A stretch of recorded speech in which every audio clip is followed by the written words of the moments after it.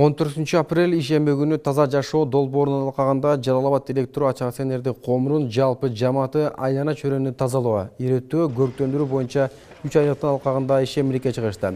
Жалпы кызматкерлер айлана чөйрөнү таштандылардан тазалоо, карамактагы аймакты көрктөндүрүү, жашылдандыруу жумуштарын аткарышты.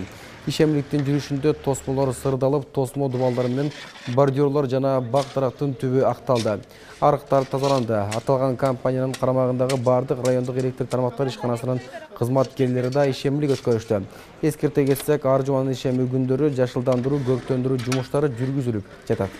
Коллектив менен ошо көрктөндүрүү, жашылдандыруу иштерин жүргүзүп келатабыз. Мына бүгүнкү күнгө чейин биз ошо бактарак көчөттөрүн жана ошондой эле гүлдөрү, көчөттөрүн толук эгип бүттүк.